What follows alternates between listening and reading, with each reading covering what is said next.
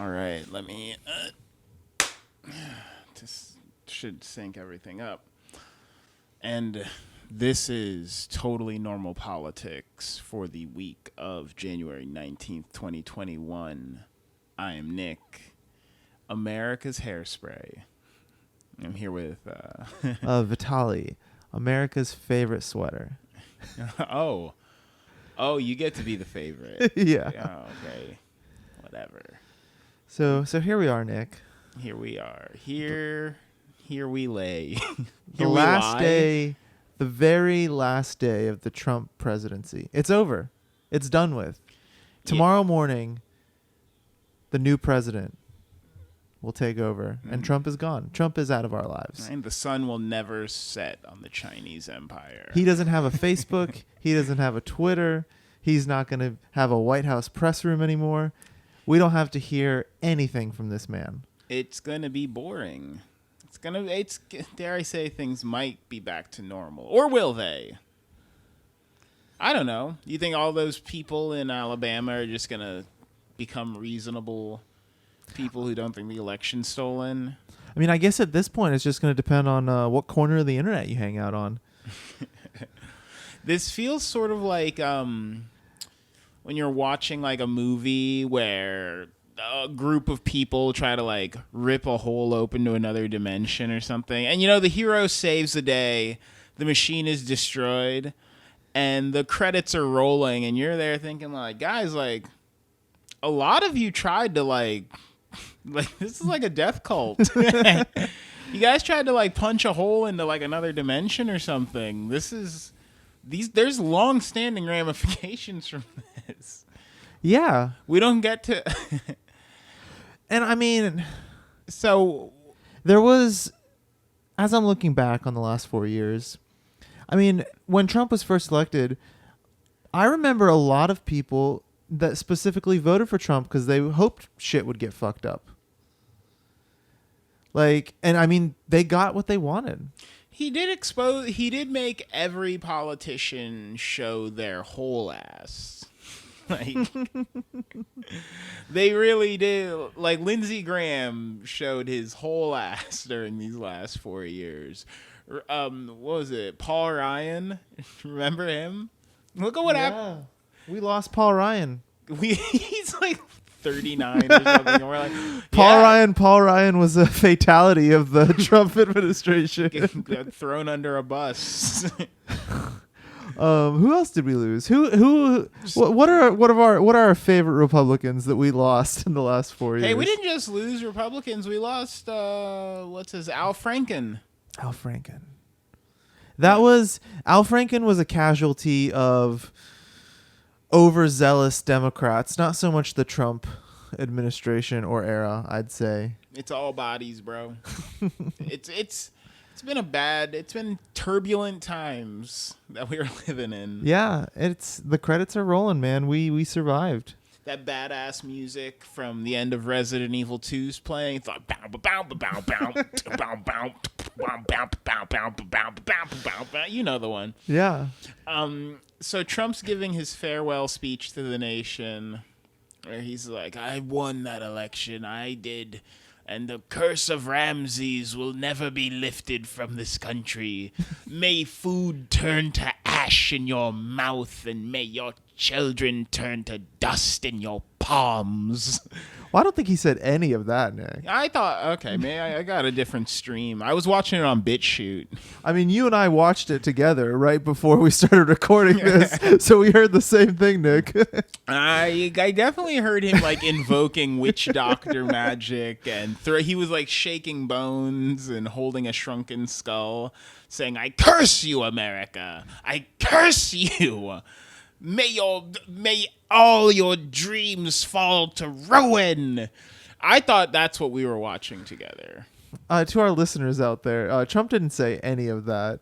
He did spend the first 10 minutes thanking everyone that he's thrown under the bus the last 4 years. True. He did say, he people put the guillotines away. We don't want to murder Mike Pence. Mike Pence is a wonderful man.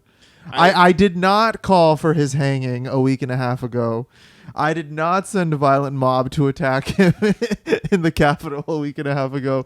Mike Pence and his wife are wonderful. I love them. We're not gonna eat like meals together or something, but you know, he's a good man.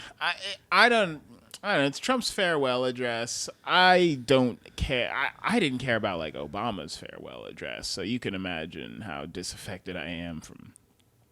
It's fun. It's fun that the presidents get to have like a little victory lap where they list all of their achievements. He said that we had a great economy. The best economy. Because of the economy, our economy allowed us to have an economy that could withstand the economic downturn with our economy. And yeah, sure, I guess. We lucked out. This whole everyone got hurt this year, so it's hard to say America's doing too bad when everyone's doing terrible. I wouldn't say everyone. I mean, this is a year where Elon Musk and Jeff Bezos have like quadrupled their net worth, so they're doing well. Amazon and Tesla has been doing great all year. They never really had a downturn. Wouldn't it be so funny if both of them shit themselves to death? Like how where it's like, whoa, those two guys shit themselves to death, and that $250 trillion? It goes to show you, man, even if you have $100 billion, you can still die from shitting yourself. Wait, you're telling me $1/3 trillion got because dysentery? You're telling me with $100 billion, Jeff Bezos couldn't find some Gatorade and some Pepto-Bismol? You're saying that more than the GDP of the country of Hungary entered the U.S. capital markets today because Jeff Bezos drank some Mexican water? Pepto-Bismol prices skyrocketed this year, Nick. I mean, no one can afford it anymore. But yeah, so we're living in clown world. One of the funny things about clown world now that we're going into Biden's America, I do enjoy that the Democratic sharks are circling, where they're like, Boebert, Cruz, Hawley, all of y'all resign. Step down. Hang your heads in shame for what you've done. And these people just won like re-elections. They're not stepping down. They're like, I legally am golden for the next 6 years. Yeah, they got 6 years. They're like, I'm not. Cruz doesn't. Cruz was reelected 2 years ago, so Cruz has got 4 years.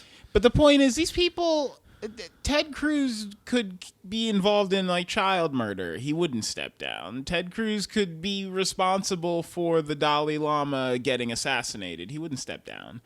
These people aren't going to. But that's what I enjoy is this is Biden's America now, where it's like prepare to get bullied. Prepare to get bullied at every Starbucks for the next. Real quick, do you think Ted Cruz is involved in child murder?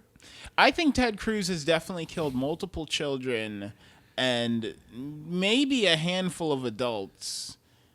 I can't prove any of it, but I can't disprove it either. Do you think he does it just by scaring them? Like he shows his face and they just like die of a heart attack? No. I think Ted Cruz is a vicious monster who probably eats their pets in front of them and then kills the family in reverse order for maximum terror. He starts with the children and then kills the husband and then kills the wife only after she's seen her offspring be beheaded in front of her. I think he's a horrible person, and I can't prove any of this, but I just can't disprove it either. I'm not gonna go to Texas and start taking pictures and stuff of the evidence that I've pretty sure I've seen. I mean, it's up there. It's an open question on how many people Ted Cruz has murdered, but he is Canadian, so what can you do? Is he Canadian? He's absolutely Canadian. Ted Cruz was not born in the United States. Is he Canadian? Like his parents are Canadian, or are his parents American and they just happen to be in Canada when he was born? His parents, who are, I believe, possibly also murderers, they gave birth to him in Canada, and then they brought they brought that snow baby from the north down over the border as some sort of like anchor child affair where Ted Cruz's father claims to be American, allegedly. And so they say, no, my baby's not Canadian, please. But Ted Cruz is Canadian. Look at his chin. Look at how people talk about his wife. That's a Canadian. What? I thought Canadians were good people, but they don't take an insult. Ted Cruz is out there apologizing for how ugly people are calling his wife. And Ted Cruz's wife, I've never even seen a picture of her. I don't think it's... I don't even know what she looks like. All I know is that Ted Cruz doesn't seem to care. We can't make statements like Ted Cruz represents Canadians. You're going too far there, Nick. He represents the worst of them. I mean, Ted Cruz represents the worst of everybody.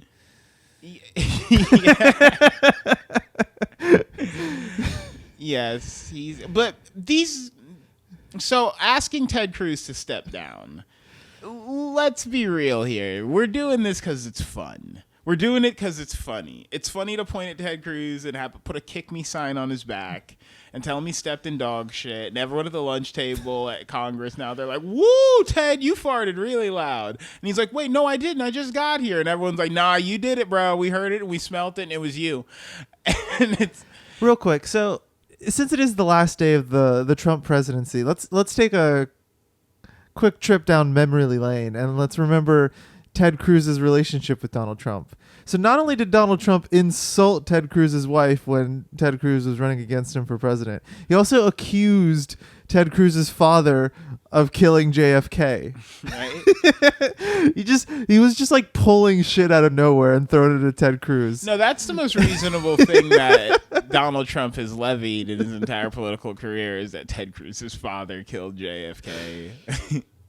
And then Ted Cruz has turned around since those beautiful beginning moments in their relationship, and he has become his full-throated supporter. Well, that's the beautiful Greek tragedy of it all, is that Ted Cruz was like, no, I ate shit for not hitching my wagon to this horse once before. And minutes before the Capitol insurrection happened, Ted Cruz was like, I won't be caught with my pants down again. And so he was like, this election was fraudulent and these people are patriots. And he was asking for donations apparently during the riots. These people are like trying to punch him in the face. And he's like, spare a dime? No, he was saying we need to support the legal fund for these patriots to stop the steal of this election. Would you like to give money to my campaign fund so we can... He was trying to stop the steal while the insurrection was happening. AOC on Twitter, you got to follow her on Twitter, bro. She ripped into him about it. She was like, you had your people in Texas phone banking during the Capitol riot. And he's like, I told them to stop. And AOC's like, the riot was happening at 1 o'clock, and your people were there phone banking as late as 4 in the afternoon. So, listen, yeah, Ted Cruz, terrible person.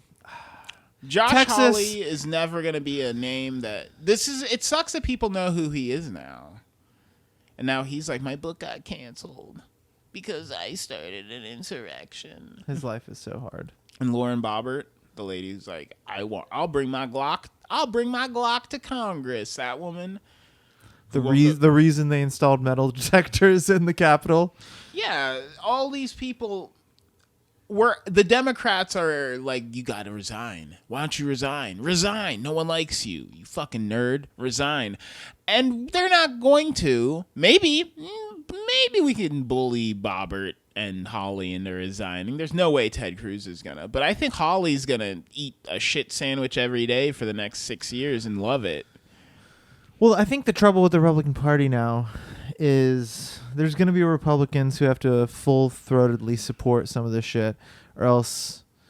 Actually, I don't know. I don't know how Republicans will be reelected again. I guess either you're in a Trump-heavy area and you can just go full-on Trump, but if you're in an area of the country that was kind of like moderate Republican, and you go full-throated Trump, you're going to lose all your moderate Republicans, which there's a couple left. Yeah. And then...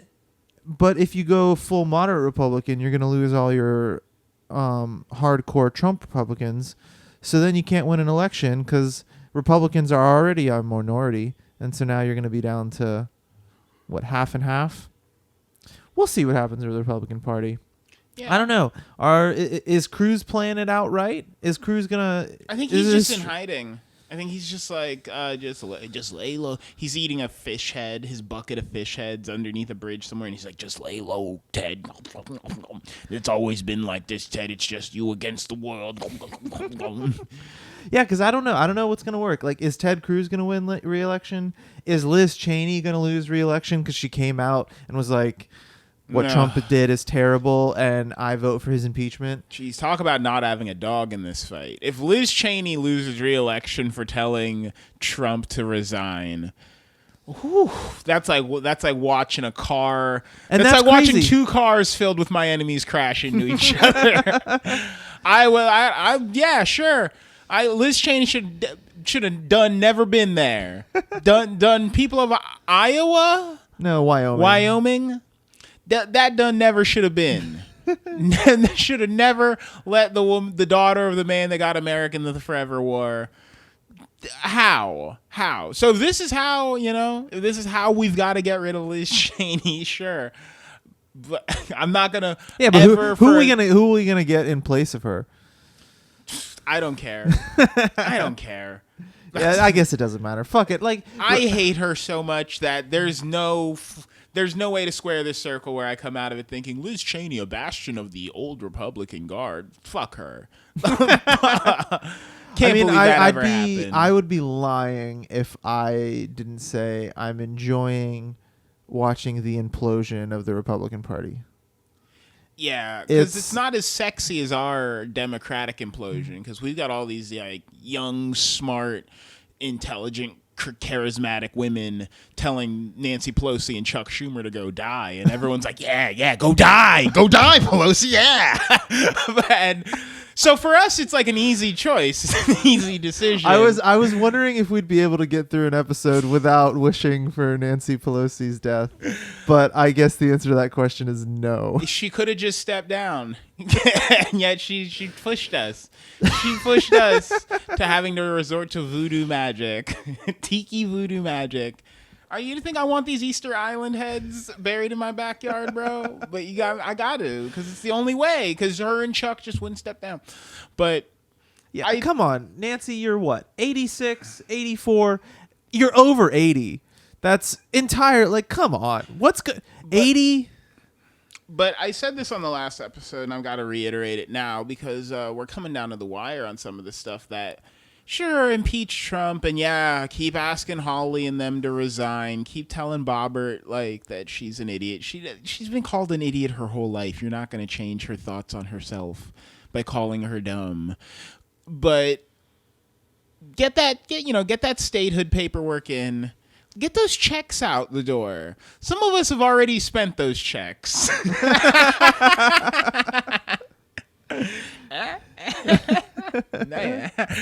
Yeah, but yeah, like, I mean, you're not gonna get rid of these, these Republicans that are sucking up to Trump and trying to make a name for themselves. You're not gonna get rid of them by shaming them on Twitter. Like, you gotta beat them down on the Senate floor with policy that Americans like and love. You got to be like, oh shit, Americans got to remember why they voted for you, and they voted for you to make their lives better.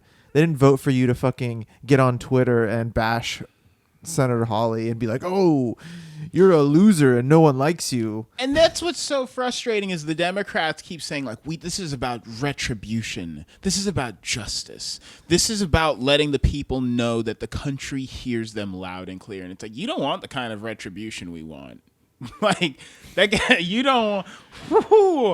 You guys don't all survive. You all don't all walk out of the room for the type of retribution I think this country, both sides. I'm like, the far left, ooh, you meet someone with a socialist rose tattoo who tells you that Joe Manchin walks out of the room. in a world where we get the retribution we feel like we are owed.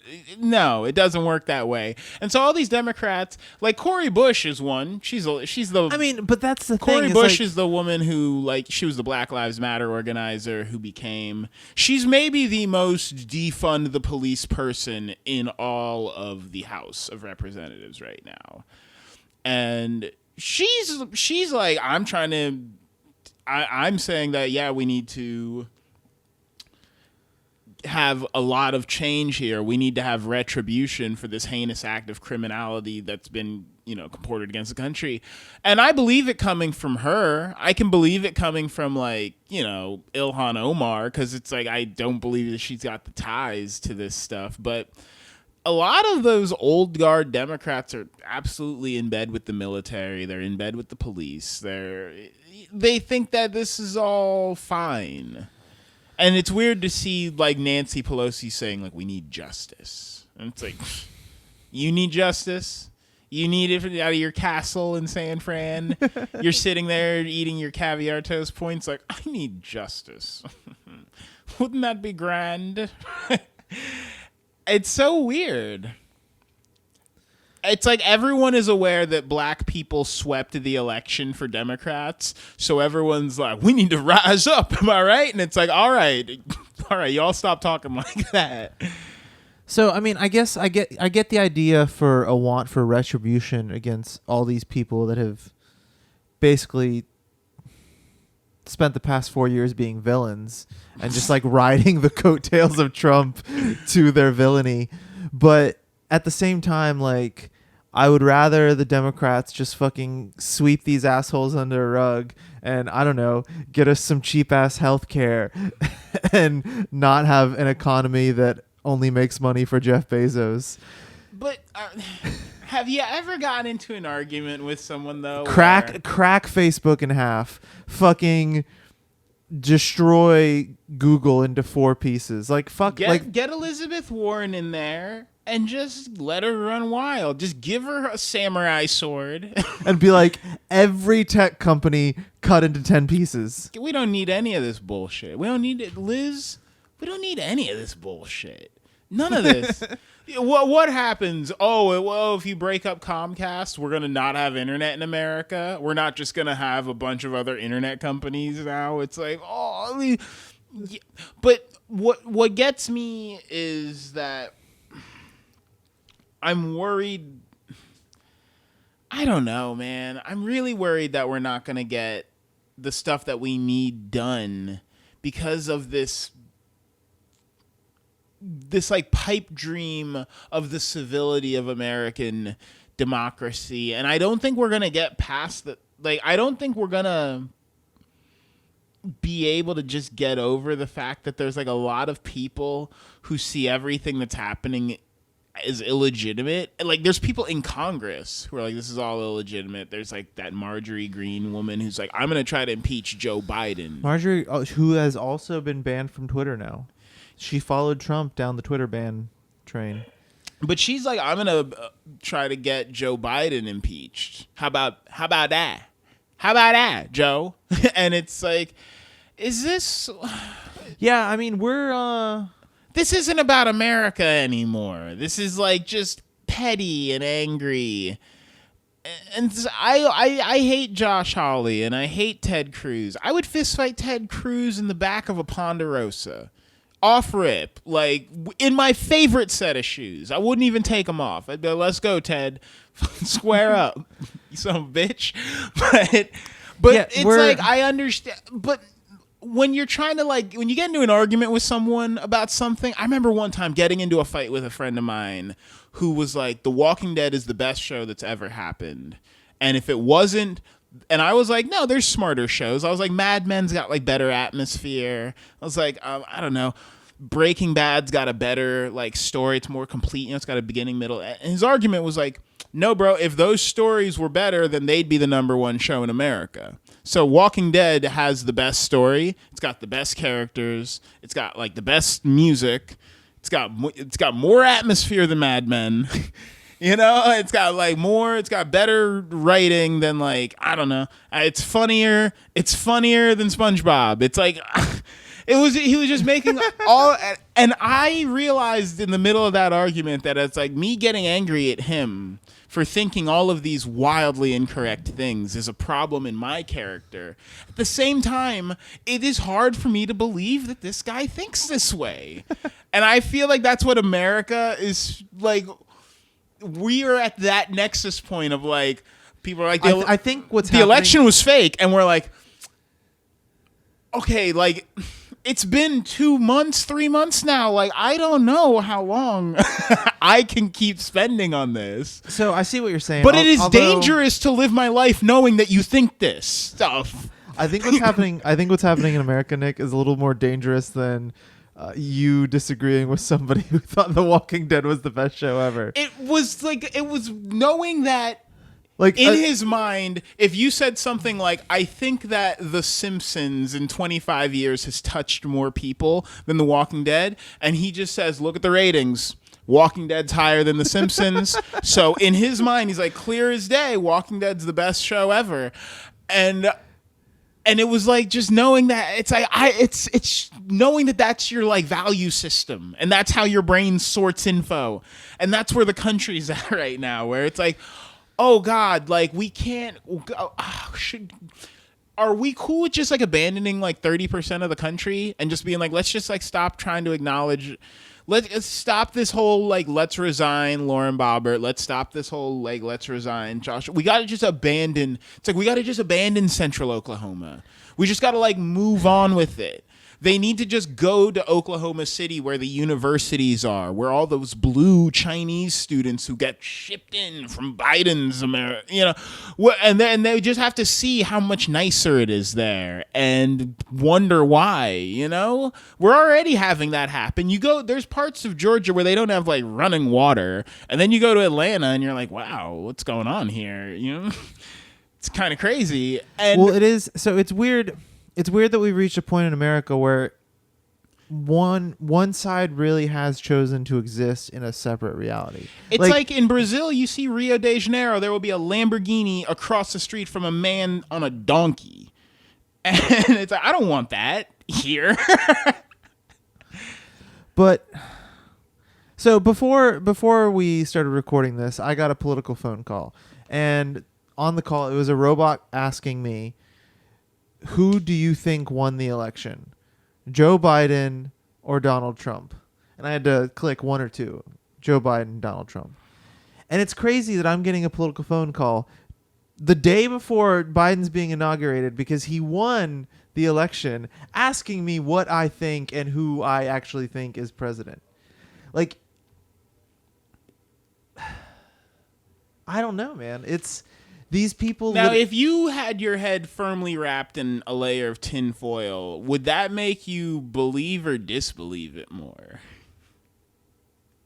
Like, if I got a phone call and it's like, hey, the sky's still blue, right? I'd be like, wait a minute. I would go outside and check. Yeah, you know, I'd go outside and look up. No, but it's crazy because they're asking that question because they're actually trying to get a hard number on how many people don't think that Biden's president, how many people have fallen into this fucking hole of lies that has emerged. Like, and people believe that. People actually think, and there's nothing you can do to show them. It's just they have fallen for this lie. And I don't think anything Biden or Democrats can do will convince them. These are people that are in on Trump forever. Like, they'll be, every time Trump goes bankrupt, these people will be fucking signing up, paying his GoFundMe. Oh, man. Funding his fucking life. I kind of enjoy that, though. The idea that, like, the people that I most disagree with on the political spectrum now have to they will give money to Trump. Burn their children's inheritance so that their god can die buried in a sarcophagus of gold. It's just like the family earnings of oil roustabouts across the country are just being set aflame to prop up an ersatz billionaire, and it's like and that's what's happened too, is like, if you really look at it, like try and step back for a second. Like, you're allowed to try. Yeah. To those people, I mean, to those people that stormed the Capitol, like, to them, Trump is a god. Like, there is no wrong that he can do to them. They are full-throated believers in Trump. Like, you know, it's a done deal. Trump is who they bow to. Like, Trump, they will do anything for Trump. Trump says jump, they jump. Well, and that's the thing, is a lot of people are always saying how, and I was one of these that said, how can they think this man who shits in a gold toilet has anything in common with them?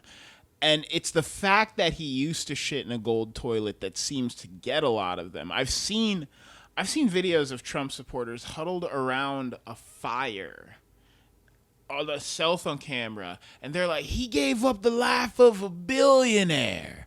He gave up the life of a king for us. Can you even imagine? He was a king. He was a billionaire. And the dusty, dirty, coal mining earnestness in these people's hearts when they say this shit blows me away. Absolutely fucking. I'm a black guy, you know. We're all kangs. But the thing, where I come from. That's wild because he didn't give up anything. He moved into the White House. He flew around in Air Force. Like, if anything, he had fancier shit. Well, they don't internalize it like a guy who saw this as a marketing scheme that kind of got off the rails. He wasn't expecting to win the Republican primary, and when he did, it just turned into this like bizarre thing. He didn't give up being a billionaire. He still kept all of his money. He wasn't like, here you guys go. I got to step aside from all my golf courses and in fact, he didn't do that. People asked him to and he was like, nope. This is really more of like a Mrs. Doubtfire scenario where Trump kind of just he was pretending. He's like, ha ha ha, I'm going to be president of the United States. Ha ha. Wouldn't that be funny? Won't that help me sell a lot of neckties if I pretend I'm going to be president of the fucking United States? Whatever. It's going to cost me like how much to run? Like a few million. This will be funny.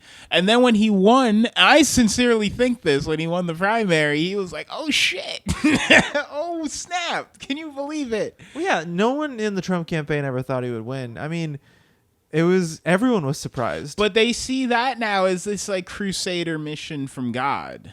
From on high. From actually literally Jesus came and touched Trump on the forehead, and he like saw the vision that he was going to be president, and like that's how they think of it. Trump is the new Joseph Smith. He's got like a flaming sword and shit.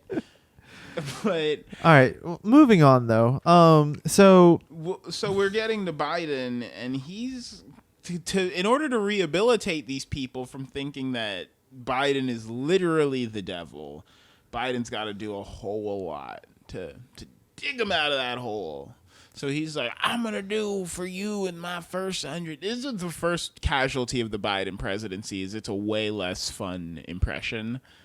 Like the Trump impression it's fun to do wherever. Like I'll be at a yogurt shop and I'll be like, I want the frozen yogurt with the gummy bears. It's fun. Joe Biden just sounds like, you know, he's like, I'm going to give every American $1,400. I'm going to give every American one Snickers bar every single day for the next 6 months. I'm going to buy every American a copy of Chitty Chitty Bang Bang on VHS, on Laserdisc, Blu-ray. Every Sunday, every American will get 2 scoops of ice cream for free. Right? I was watching that commercial that Joe Biden did for like the Corvette electric, and he's like, Corvette says they're building a car that can go 200 miles per hour on and it was just like such a jumbled sentence where I was like, Joe, come on, man. Just let your people do the talking. You just be the king who sits on the golden throne and advises his council to just handle it all. I never want to see Joe Biden's lips move for the rest of his presidency. You know, it's like just filter it all through some strapping young press council person, you know? Get your own Kayleigh McEnany that we don't have to beat up every day. I mean, I don't think we ever beat her up. If I was in the back of a Ponderosa... I mean, she dodged every question thrown at her. If I saw Kayleigh McEnany in the back of a Ponderosa and I'm wearing my favorite set of ups... Fuck. Offer it, bro. I don't care how many natty lights I've had. So you're hanging out with Kayleigh McEnany, smashing natty lights. And I'm squaring up. I see Ted Cruz, Kayleigh McEnany, any of them in the back of a Ponderosa. Josh Hawley. In this scenario, Rand Paul. In this scenario, how many natty lights do you think you've had? I'll drink one for every skull I'm bashing off the pavement that night. So I guess 4. If Rand Paul's there, 5 because I'm bouncing his head twice. You heard me, Rand. That's a lot of work. So you're gonna need the tall boys, right? The tall boy natty lights. If I'm beating up Josh Hawley, Rand Paul, Ted Cruz, and Kayleigh McEnany in one night, yes, I'm gonna need the tall boy natty. I'm gonna need the camo box. You might even go for the natty daddy, the 7.5% alcohol. If I'm going to prison for the rest of my life, you're gonna party it up with some tall boy natty daddies. It must. As you're fucking beating the shit out of Ted Cruz. Josh Hawley is trying to pull me off of Ted Cruz. For the American people, I will. God, I guess I'm a soldier in my own way. But yeah, so Joe Biden, he's got 100 days to convince these people who believe in Jesus but don't believe in the Constitution that he is not the Antichrist. What's he going to do? He's saying, I'm going to give you $1,400, which off-rip is the most presidents have ever done for anyone. That's $200 more than the $1,200 that Donald Trump gave us. That's, yep. And that $600 you got earlier is technically like, that was Bernie Sanders, but I'm Bernie Sanders now. You see, that's how it works. You see, I am the Borg. I am all. We are all the same person. Yeah, so he's got that, and then, they're still throwing around the idea of forgiving $10,000 of student loans. And if you've got more than $10,000 of student loans, you might be a little hoity-toity. We're not trying to forgive loans for yacht club members. We're not trying to have Wall Street investment bankers going to Yale on the government's dime, bro. I mean, either that or you took online classes at the University of Phoenix, which charges like $80,000 per 30 minutes, I think, something like that. Yeah, $10,000. I do. I'm kidding. I do. All right. See, so the whole thing with the student loan forgiveness is I don't like the federal government paying back the colleges that are predatory. Are they? They should just erase it. Why pay back the college? Because a lot of that. That's what I don't want. I don't want University of Phoenix to receive any money because a lot of the reason student loan debt is so high is because of the predatory practices of for-profit colleges like the University of Phoenix.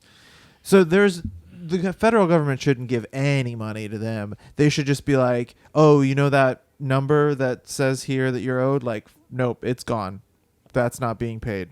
Goodbye. Because they don't deserve that money. They've made billions in profits off of tricking single mothers into taking online classes that will get them nowhere. Like, fuck University of Phoenix.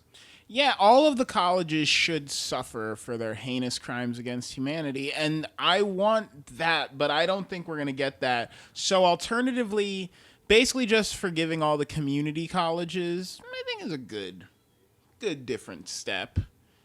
Yeah. You might get, you're a university rat, so you might get caught up in the splash damage of this. Well, I mean, there should still be... That's why, I think trying to distinguish there is difficult because a lot of the people in America, I'll be fine if my student loan debt doesn't get forgiven. But But a lot of the people that are like drowning in student loan debt are the people that got tricked by the predatory practices of, for-profit colleges. So if you're going to be like only community colleges, then you're not helping out currently what is the most like vulnerable population of student debtors in America. And the universities are the most evil. The universities deserve to get hurt the most by all of this because they've bloated their staff. They've not hired more teachers. They've just kind of increased administrative costs so that the deans and the staffers of the school can rub elbows with rich people more and they more. just pay the dean of the business department like $5 million a year. The fucking why is a member of the University of California San Bernardino hanging out with one of the stars from Roseanne? What the fuck do those two people have in common other than one of them has access to a seat of power, And those are the types of scenarios where it's like, well, yeah, because now the upper education system is really just a bunch of yacht club boys rubbing shoulders with diplomats from other countries, like the children of millionaires. I would say Harvard probably has like the names of more. If you were to open up any Harvard recruiting office's staffing board, they've probably got the names of more Chinese millionaires in there than anyone from like Florida. Well, yeah. I mean, if you're the president of a university, you're making upwards of $500,000, a quarter or $750,000, some even $1 million a year. You're making, what's comparable to probably like CEO money. Yeah, a lot of the schools actually have been getting into trouble. Harvard, Yale, and Brown, I know in particular, because they're like, there's too many children of Chinese millionaires. It's like hard for us to keep between that and Asian kids with perfect SAT scores. I'm dead. They were like, yeah, we told 1,900 Asian kids who had perfect SAT scores. Perfect. Like, think about that. Think about how much better that kid from Bangladesh is than you. He got a perfect fucking score on the SAT. Nothing wrong. They ran it through the Scantron machine and said, nothing wrong. He did it all right. And it's like, yeah, you can't come here. And it's like, why? And it's like, because there's 2,000 other kids from Bangladesh just like you. Ain't that wild? And so now we got to let the white guy who missed half the questions get in. The fact of the matter is, this is all money and cultural manipulation. None of this, like these places aren't in debt. These places aren't hurting for money. These places are trying to figure out how they can allocate bizarre entitlements and racism in order to keep a stranglehold on what people in other countries see as like a seat of power here. Yeah, there was a lawsuit last year, wasn't there, against the Ivy Leagues. Basically, Asian students filed a lawsuit saying that they were holding Asian students to higher standards because Asian students were like had better grades and scores.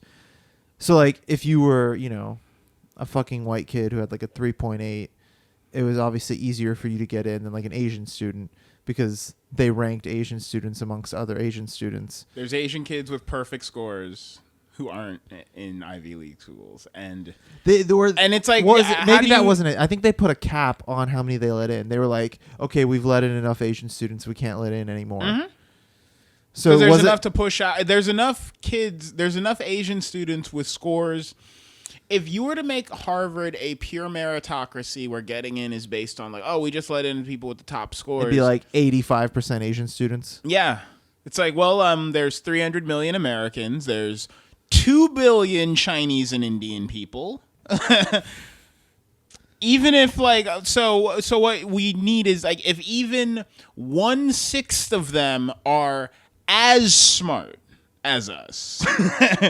Not saying they're smarter, but if 1/6, it's like the numbers get wild when you're dealing with, they have a little bit under 7 times as many people as us. It's a prestigious university. And you're trying to sell access. It's a velvet roped club where you're not letting people in if their shoes don't look right, And that's like the whole appeal of Harvard is that like it's like we're all Chinese millionaires, but they only let his son in. And he's like, yes, my son went to Harvard. No.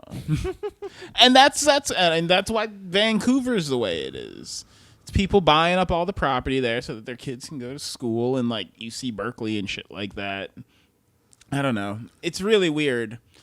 I feel like whenever you start talking about like the patterns of Chinese millionaires, it's like you're tiptoeing around the idea of like something that's like, it's like I'm not trying to be racist. I'm literally saying there's so many people in China who have $1 million who come to America and they can just buy their way through like any barrier that you encounter. And there's also a lot of them who have perfect SAT scores. Like these are two separate issues that are both impacting our educational system in hysterical ways. Yeah, I remember someone was talking about that. I was in Washington. They're too smart. Yeah, I was They're just too damn smart over there. Like a year ago, I was in Washington, and people were talking about how like wealthy Chinese students were basically buying up, like their parents were coming in and buying like all the houses in neighborhoods around the University of Washington, and like 18-year-old Chinese kids were just living in these giant homes by themselves because their millionaire dad came in and bought it for them, so they would have like a nice house to live in while they went to the University of Washington. Yeah, when I went to when I was in UCLA, I was taking, I was registering people to vote out there, and the Chinese students, there's like, it was like the number was crazy. They were like, yeah, UCLA has like 80,000 students and 22,000 of them are Chinese and like 18,000 of that 22,000 don't speak English. And so they like move in like waves. and they, like it's just funny. They all stick together. And so they move in like clusters. So it's like you see one and it's like, oh, you're about to see like 3,000 or 4,000 of them. It was kind I don't know, it was kind of cool, but it was odd. It was definitely like they like cluster together. They like. Did you ever get trampled by a stampede of Chinese teenagers? Yeah, it was just like the Lion King. Oh my god, how do we even get on this? We were ranting about Joe Biden's got to fix the educational system, and you know what? With Bernie Sanders there. With Bernie Sanders and Liz Warren at the helm, Bernie Sanders is Secretary of Labor, Liz Warren getting back on the Consumer Financial Protection Bureau, potentially. None of this stuff is set in stone, but I don't see why she wouldn't. She invented the Bureau. Why would she not reinstate at least some good people in it? Yeah, I mean, and when that Consumer Financial Bureau starts protecting my consumer finances, I feel like good things might happen. They really might not. I hope good things happen, Nick. Do you think good things will happen? I don't know. I don't like the idea that Joe Biden's got to spend a lot of time undoing. Like he's like, I got to undo the Muslim ban, and I got to undo I got to do an interstate mask mandate, and I got to rejoin the Paris climate agreements, and I got to close all these gun buying loopholes, and got to undo the Keystone Pipeline. I got to undo drilling in Alaska. Yeah, I got to. It's weird to think that. Because we kind of felt... I gotta stop the Border Patrol from killing Mexican babies. I feel like Obama... Like, when George Bush came into office, George Bush stopped a lot of the good trends that Bill Clinton had us going on. But I don't think... George Bush wasn't explicitly like, oh, we gotta stop that shit Bill Clinton was doing. George Bush was like, we gotta fix child reading, and then he ruined it. And he's like, we gotta fix the Middle East, and then he ruined it. But he wasn't like... When Obama came into office, he was like explicitly, we need to stop a lot of the shit that last guy was doing. You know, like we need to like slam the brakes and start moving in the other direction. And then he only did like 2 of those things. And then when Trump came in, it was the exact same thing where it's like we need to slam the brakes and head as fast as we can in the other direction. And so this is actually like Trump wasn't even like slam the brakes, go in the other direction. Trump was like, I need to erase from history every policy that Obama ever did. But now it's the same thing where Biden's getting in and he's like, hey, people, I know it's going to sound wild, but we need to slam on the brakes and start heading in the other direction. And that's like, oh, God, is this... The pendulum swings didn't used to feel like this. Like when Obama was, there used to be some consistency. when Obama was like feverishly doing stuff in his first 100 days, it felt like George W. Bush was there like, yes, yes, yes, yeah, yeah, yeah, do it, yeah, yeah, do that stuff. You know? Like it felt like it was a baton pass of like, oh shit, there's a lot of stuff to be done, but I'm there with you on doing it. Well, when Obama took office also, the country had just collapsed in the 2008 recession. So basically George Bush handed off to Obama a country in shambles. So everyone was like, oh, fuck, yeah, we got to fix all this shit because literally... Well, thank God Biden's not being handed off a country in shambles. Thank God everything's going so, like... You know, we don't have an economy that needs to be repaired. Well, I mean, everything in America... everything in America is in shambles besides for the stock market. Yeah, I guess... But...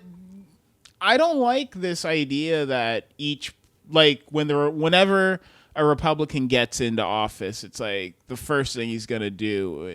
I don't like the idea that it's like, oh shit, is the first 100 days of every president gonna be terrifying for someone now? Because it's like Joe Biden is like, we're gonna close the gun loopholes, and it's like, I don't know what that means, but I know that conservatives are ripping their hair out at hearing him say that. So it's like, oh, is this like when Trump got into office and he's like, we're going to frack the Grand Canyon? And you're like, who the fuck even wanted that? What? Are you serious? That's so evil. But he did. He wanted it. He was like, we need to be able to it's America's right to frack the Grand Canyon. And it's like, who? What supervillain put that paperwork in? And so when Joe Biden goes in, and we're gonna kill all the snakes, so everyone in America gets snakeskin boots. And I know that like, what are you talking about? What? No, and so, but Trump was like, we're gonna drill right next to that fucking polar bear from those ads, and you're like, why? Why? Why are you angry at that polar bear in particular? We're gonna murder the Coca-Cola polar bear.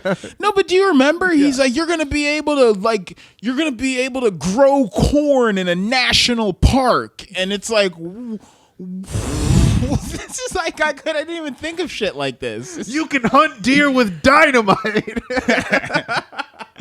You're allowed to hunt. Trump's making it legal to eat manatee again, and but. I know you can get chocolate mayonnaise. Chocolate mayonnaise. You can do whatever you want. But Joe Biden I know a lot of gun nuts who are like, Joe Biden's going to take away our guns day one, bro. They said that about Obama. They're just like recycling their crazy conspiratorial ideas. But I know, but it's how it feels to them, and I'm worried. Remember when we had Obama's socialist takeover of America? but I don't want to think that when the next Republican takes over, it's gonna be like, guess what? We're legalizing cannibalism, and I'm like, whoa, wait, like, I don't like this tit for tat, and I know that Joe Biden's not. All right, what was it? Oh yeah, Joe Biden pledges to end the transgender ban in the military. That's another one where it's like. That was a back and forth because you could. Yeah, like I'm like, what is? No, yeah, I didn't even remember that was a thing that happened. Okay, so that was a thing that Obama passed before. The military used to operate under like the don't ask, don't tell rule. It was just like, remember? Yeah, just if your commanding officer rapes you, don't ask or tell anyone about it. We won't get into that, but yeah, it was in the Obama era. They made it like they started allowing transgender people into the military or to stay in the military if they did have like a sex change or transition. Sorry. And then when Trump came into office, he vetoed that rule. He was like, nope, not doing that anymore. So basically Biden would just be going back to a policy that was already legal under Obama. Trump just threw it away.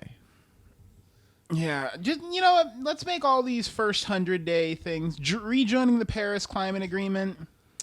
I know a lot of people are black-pilled on the Paris Climate Agreement after COVID. And I'm not going to lie, they've got a pretty... What do you mean? there's a lot of people. So have you heard the emissions numbers for 2020? What? They're like, hey, emissions went down 6% calendar year 2020.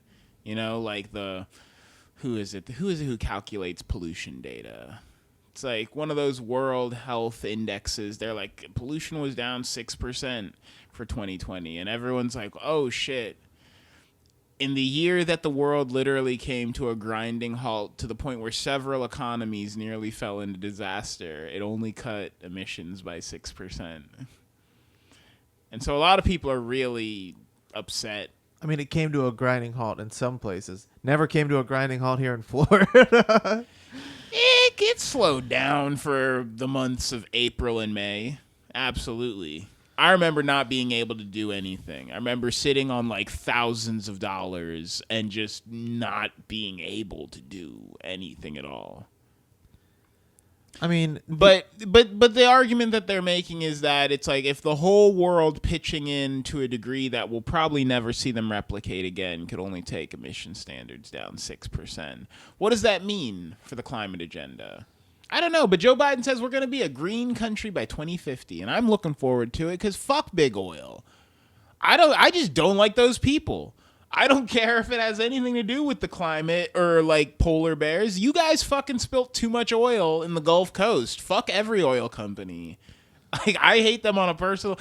I don't have to think that I'm saving the world to think oil companies are bad. They're bad people. They're like. Oh yeah, so it dropped 7%. Global carbon dioxide emissions dropped 7%.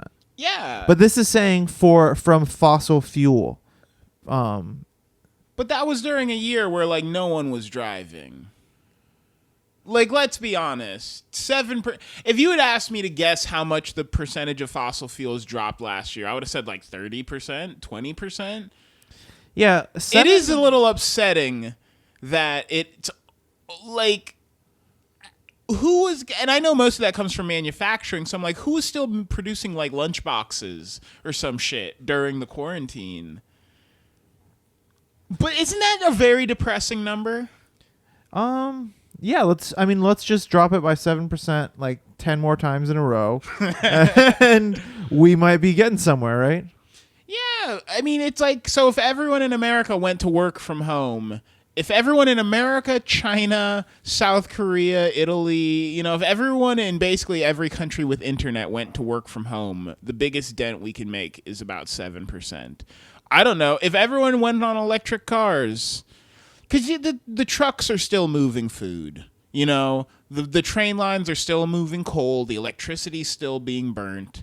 So it's not like a direct analog. Oh, you didn't drive to work for a few months. How much of an impact do you have on the environment? But it is like it. I always try to acknowledge when the conservatives have a legitimate point.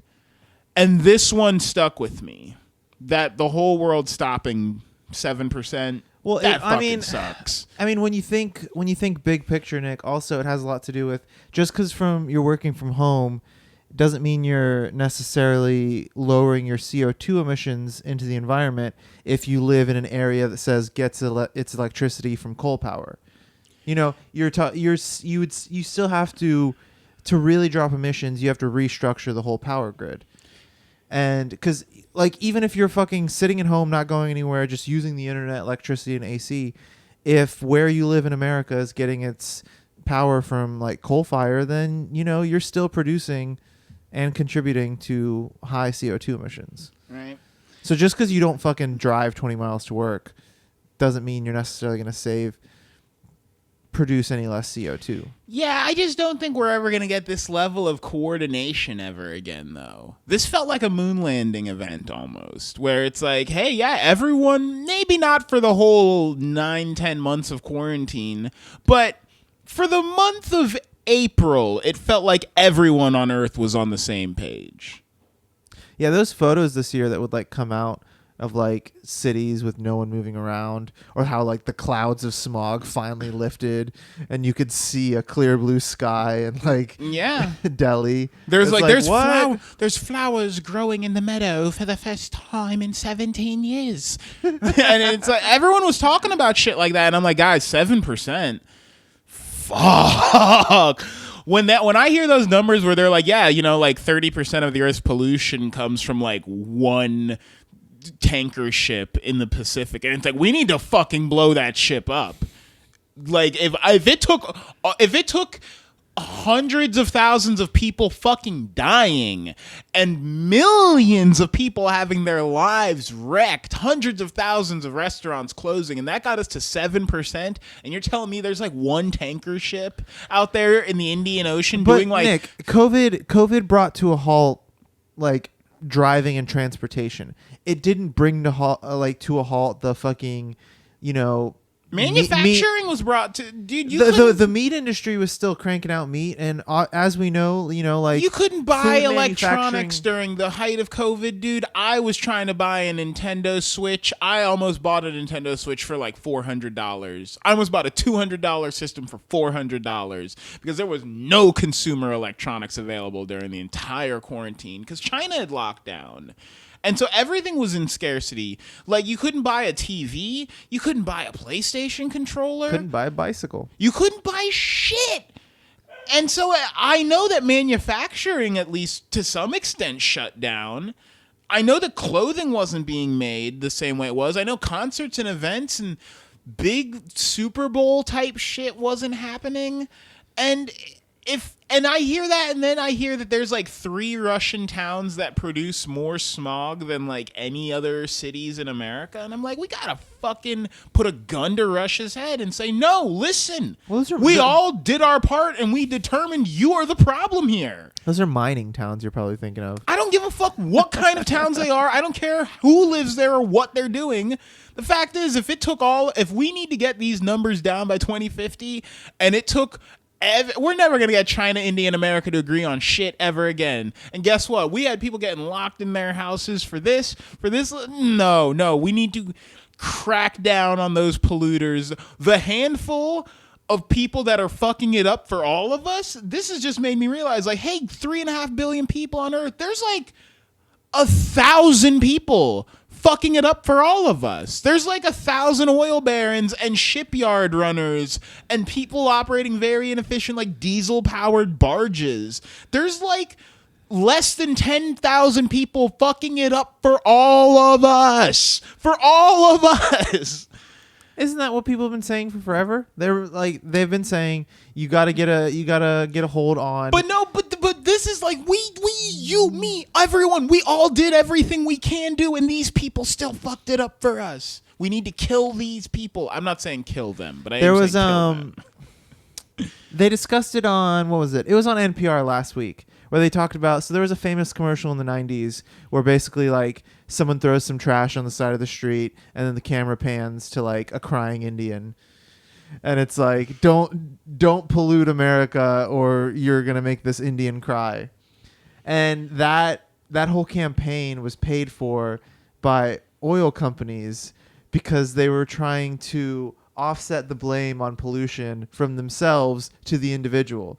They're like, we got to make individual Americans think they're contributing. Like, get individual Americans to change their lives to make it feel like they're fixing pollution. Because in reality, we're responsible for fucking 90% of it. Yeah, we need to destroy all these companies.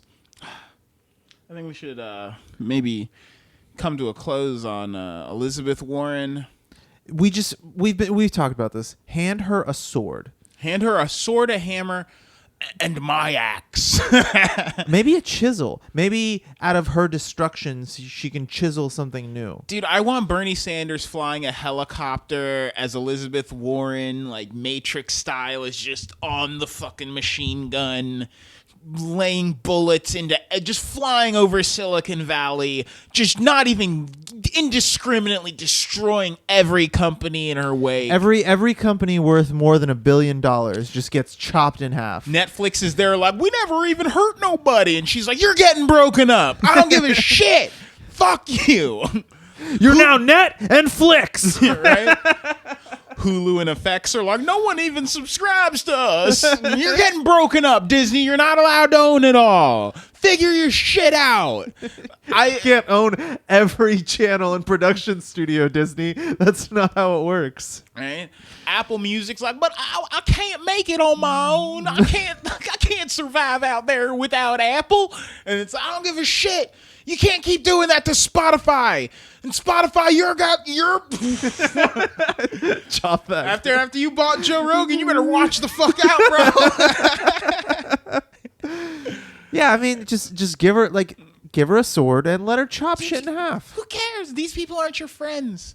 That's the best thing about America right now is it's basically everyone who makes under 300 grand a year. It's like everyone who makes less than that versus everyone who makes above that.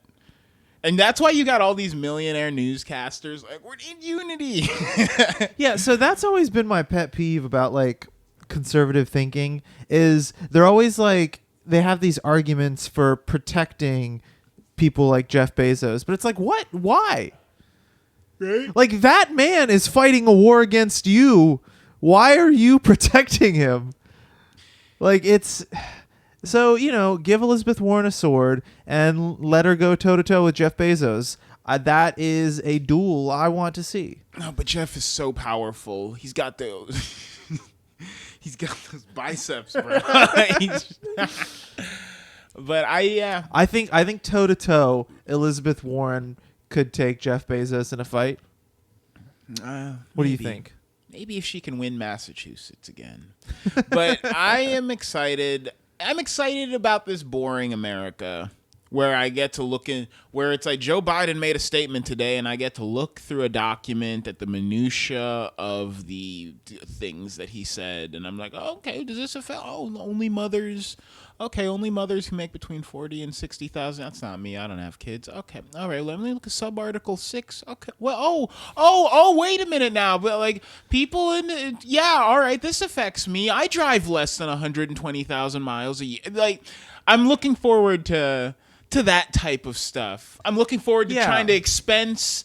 I'm looking forward to like expensing my bike on my taxes, and maybe it'll be easier to get a fucking solar panel over the next couple years. Maybe you'll be able to just put a fucking solar panel in your backyard and charge a battery with it, and no one's getting in trouble, and you don't gotta like bring the electric company into it. Maybe I don't know, but I'm looking forward to things just being blander and more boring. It's gonna be nice not to hear from the president for a few days, or when you're mad at the president because he just passed some trade deal with Taiwan that you think is dumb, or he didn't say something in a speech that you think he should have said.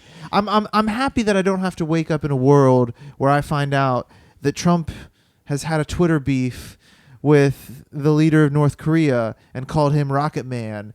And then he came back and said that he had small hands. And I'm just glad that the phrase "this is Trump's America" is going to be over. Like, I swear you could like step in dog shit on the sidewalk and someone would be like, "It's Trump's America, bro." And I'm glad that I don't have to deal with that anymore, because I don't know what Biden's America is going to be, but I know that there will never be a point where someone's like, well, look, I guess I'm living in Biden's America. You're gonna go to the ice cream store and you're gonna order a scoop of ice cream and you're gonna get 2 scoops of ice cream in your cone on Sundays, and you're gonna be like, guess this is fucking Biden's America. Yeah, I mean, 2 scoops for free every American Sundays. Right. That's a policy I'm calling for. Biden, pick it up. It's gonna be popular. Every American, 2 scoops of ice cream, any flavor of their choice, every Sunday. Did you floss before bed? I guess this is Biden's America. That's like the campaign promise of like someone running for like student council in middle school. Every 7th grader gets 2 scoops of ice cream on Fridays. Every Friday's Pizza Friday. Guess that's Biden's America. It's not great. It's not like the best. We're still like taxed at 28%. All right, but 2 scoops. All right, it's been a fun day. Yeah. It's has it though? It's the last day. I'm I'm feeling good, Nick. The last day of the Trump presidency. Tomorrow morning we wake up to 24/7 news coverage of a drone following Biden everywhere he walks in DC, and the awkward encounter between Trump and Biden as, I don't know, Trump tries to slap him and Biden punches him in the gut. And then after that, things just go back to normal. All right. Tomorrow morning, Joe Biden gets to open his eyes, kiss Jill on the cheek, slap his teeth into his mouth, step out of bed, hopefully not trip on the dog and break something, and then look out the window as the rays of light touch upon a golden new earth as the first days of the Biden presidency begin their tumultuous turn around a trepidatious sun. Then right after that, he walks downstairs to a fresh pot of coffee, pours himself a cup, and then he starts cooking up some pancakes for him and Jill and the dogs, some little mini pancakes. Then for he the dogs. remembers the ghost of Bo as Coldplay starts to play in the background. And even though he's got a full stack of chocolate chip pancakes right there in front of him, a frown. We're still moving at the speed of sound to show them Coldplay how playing in it the all background. began. And he remembers why he's here. Speed of sound. He's here to save America. He's here to make sure that every American can also wake up in the morning to a fresh pot of coffee and a full stack of chocolate chip pancakes. The chocolate chips make America loves pancakes. All right. I don't know. I don't know what's going on here. I don't know any other Coldplay songs either. I only know Speed of Sound. I think we really got it going there. The ambience of a morning in Biden's America. All right. This has been a fun week. Yeah, or it hasn't. You decide. It's your choice as an American. It's always been your choice. But, this has been the episode. Peace, guys.